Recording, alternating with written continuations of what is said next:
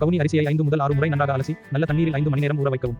இந்த தண்ணீரை மாவு அரைக்க உபயோகிக்க வேண்டும். இட்லி அரிசி, பச்சரிசி இரண்டையும் 3 முறை அலசி 5 மணி நேரம் ஊற வைக்கவும். உளுத்தம் பருப்பு, வெந்தயம் இரண்டையும் இருமுறை அலசி 5 மணி நேரம் ஊற வைக்கவும்.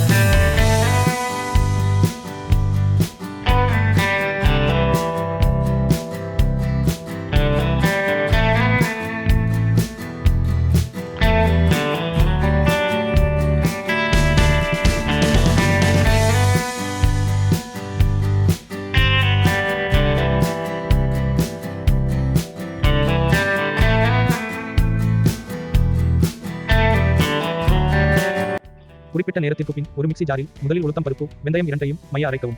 தேவையான அளவு தண்ணீரை சேர்த்து அரைக்கவும். இதனை ஒரு பாத்திரத்திற்கு மாற்றவும். கருப்பு கவுனி அரிசியை அரைக்கவும். ஊற வைத்த தண்ணீரை தேவையான அளவு சேர்த்து மைய அரைக்கவும். இதனை உளுந்து கலவையுடன் சேர்க்கவும். பின் இட்லி அரிசி, பச்சரிசி இரண்டையும் அரைக்கவும். மெல்லிய ரவை பதத்தில் தேவையான அளவு தண்ணீர் மற்றும் உப்பு சேர்த்து அரைக்கவும். இதனை உளுந்து மற்றும் கவுனி அரிசி கலவையுடன் சேர்க்கவும். கைகளால் நன்றாக கலந்து விடவும். 8 முதல் 10 மணி நேரம் புளிக்க விடவும். மாவு புளித்த பின் இறுக்கிய நிலையில் இருக்கும். தேவையான தண்ணீர் சேர்த்து மொறு தோசை மற்றும் பஞ்சு போல் மெத்தெண்ட தோசை தயார் செய்யலாம்.